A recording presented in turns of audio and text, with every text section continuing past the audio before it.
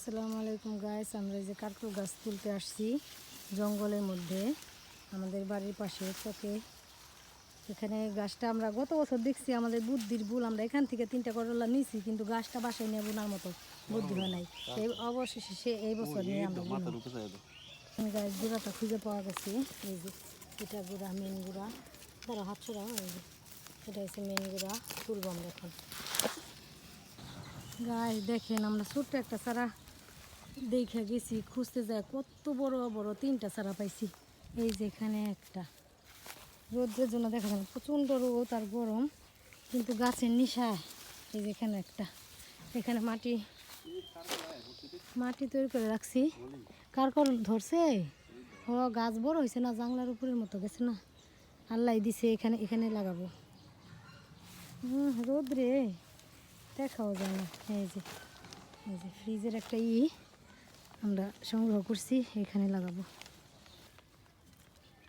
কারকল গাছের মূলত মিষ্টি আলুর মতো শিকড়ের মতো হয়। এই যে লাগাই দিতেছি।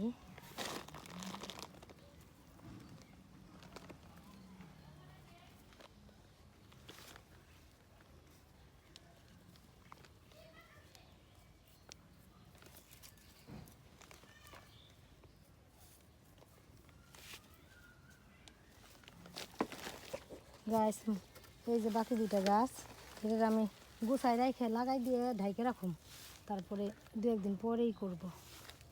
এটা মাঝখানে লাগাবো, এটা ছোট্ট চারাটা।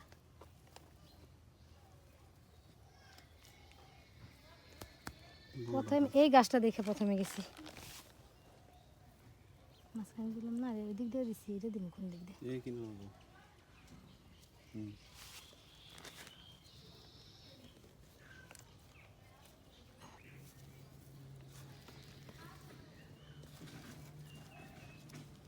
ভেঙে গেছে, তির থেকে আবার জ্বালাইব।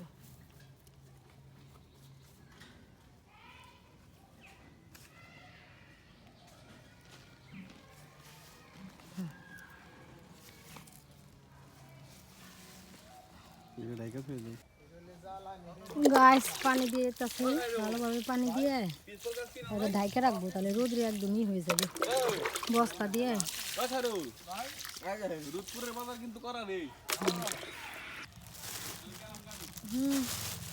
ভালো বেশি করতে পার। আর একটু গোবরের মাটি ছিল, এগুলি ভালোভাবে দিয়ে দিলাম শিকড়টা ঢাকার জন্য। এই পাশটা মাটি কম হয়ে গেছে, পানি সব বাইরে বেরিয়ে যেতেছে। আল্লাহ আল্লাহ, কী করলাম।